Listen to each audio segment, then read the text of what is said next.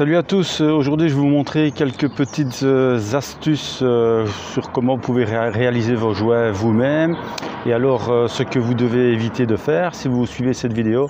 Donc ce sera d'autant plus facile pour vous si vous avez des petits travaux à réaliser à la maison. Donc je vous prends tout de suite et je vous montre ça sur place, donc derrière moi. Donc la façon dont vous devez faire la pose du jouet, ce que vous devez éviter et les outils que vous devez avoir. Donc à tout de suite.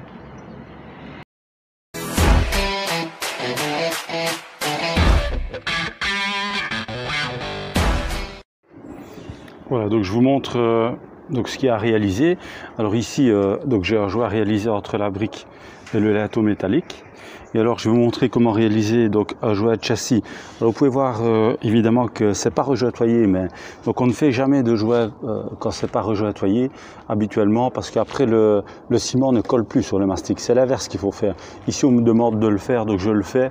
Donc vraiment pour faire plaisir, mais c'est pas un travail professionnel. Alors j'ai mis déjà le tape, comme vous pouvez voir, donc au niveau du châssis. Donc le tape doit toujours être réalisé donc plus ou moins à fleur de la brique, surtout qu'on va choisir donc la couleur de la brique, donc ça va être très clair ici. Alors je vous montre comment réaliser ce jouet là, le jouet du laineau ici, et alors également le jouet donc de dilatation ici. Alors la première chose qu'on va faire, c'est bien gratter donc tout ce qui ne tient pas. Donc ici, attendez parce que j'ai ma main juste devant. Voilà, donc gratter tout ce qui ne tient pas et je vais dépoussiérer. Alors j'ai déjà mis le tape évidemment, donc comme j'ai dit pour gagner du temps. Et alors je vais mettre à fond de jouet. Alors je vais dépoussiérer, on va d'abord faire celui-ci ensemble. Alors ici j'emploie donc du mastic en poche, donc c'est la même chose qu'en petite cartouche, sauf qu'il est donc dans une poche un peu comme de l'aluminium.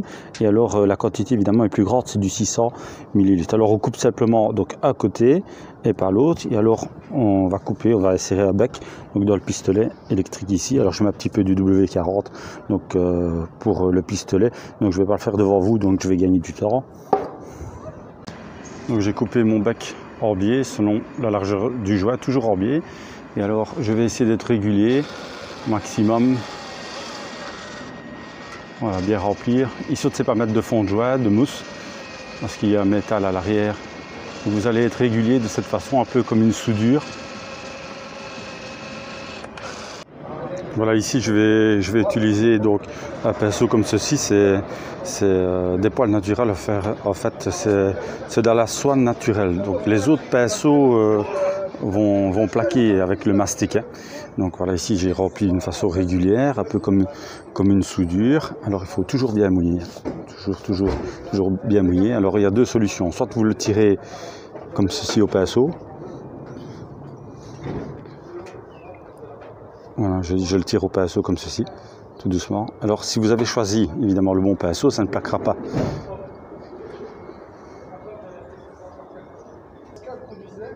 Voilà.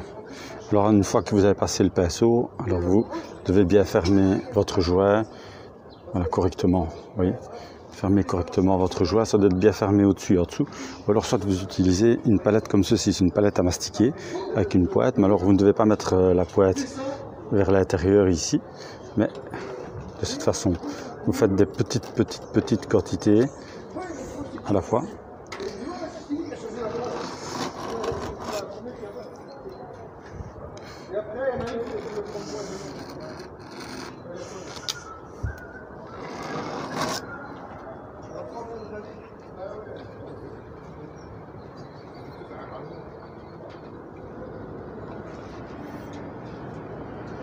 Mais vous pouvez également donc utiliser le dos.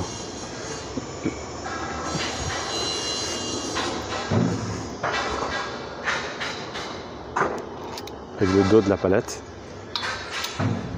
Et après le petit surplus, vous le reprenez, vous le recoupez comme ça. Tout simplement. Et alors avec le pinceau toujours donc bien mouillé, des petits à-coups comme ça vers le bas.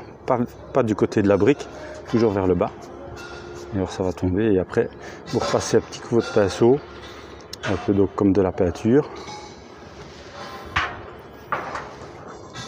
Et alors vous refermez, je referme, vous voyez, je referme bien. Voilà.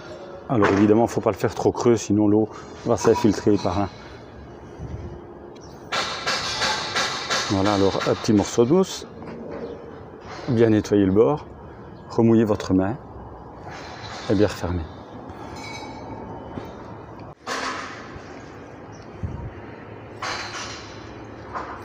Voilà, alors donc j'ai commencé à remplir le châssis, comme j'ai dit tout à l'heure, normalement on ne fait pas donc les joues à mastic si c'est pas rejointoyé, parce que en fait le mastic adhère sur la partie rejointoyée ici par exemple, mais pas le contraire, donc il va avoir un problème par après, mais bon ça c'est eux qui l'ont choisi.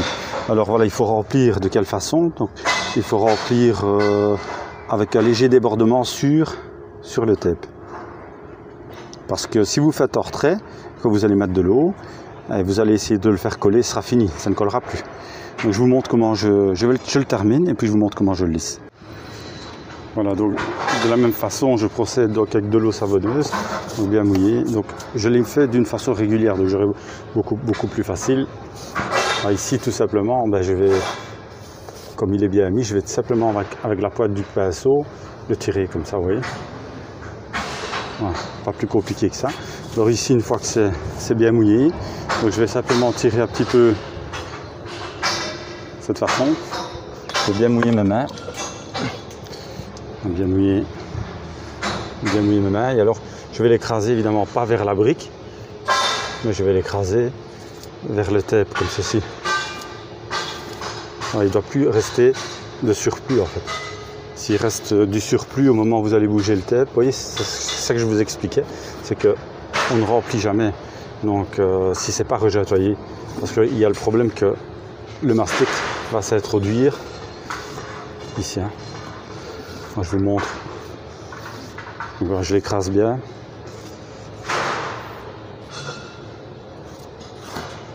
Bien fermer tout. Alors, bien mouiller sa main. Et alors au moment du décollement du tape, vous devez évidemment le retirer. Vous allez voir, donc pas vers le châssis, ni vers la brique, mais bien droit, pour avoir vraiment une ligne super droite. Voilà. Donc j'obtiens comme ça, donc une ligne super droite. Alors je remouille tout simplement avec le pinceau, mais léger. Je vais juste le refermer avec ma main légèrement mouillée et c'est tout. Voilà, une fois que le jeu est fermé, je ne touche plus parce que vous allez commencer à avoir de nouveau des ondulations. Voilà, ici j'ai mis mon fond de joint, donc il va isoler du froid en même temps, donc ça va permettre l'élasticité du joint. Et alors vous avez deux façons de lisser un joint comme ceci. Donc, je vais voir la difficulté encore une fois ici, donc que les joints ne sont pas réalisés. Alors soit vous mouillez et vous employez donc cette palette-ci. Alors vous coupez 20 cm à la fois, voilà, et vous raclez alors dans un récipient comme ceci. Prenez le surplus.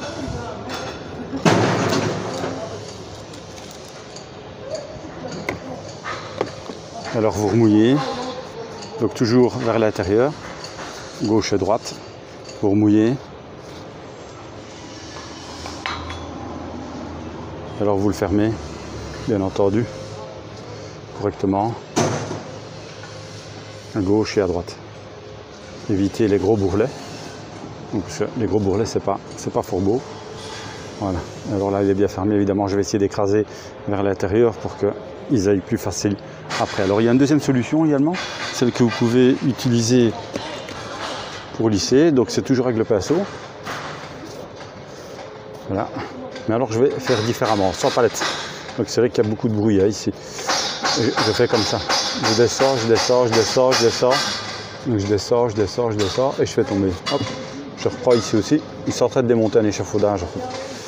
Voilà. Et alors je le tire comme ça légèrement. Et après je le referme. Ah, c'est à vous à voir donc. La manière la plus facile. Bien fermé, pas de trou. Voilà. Donc je vous montrerai une prochaine vidéo. À bientôt. Salut, salut.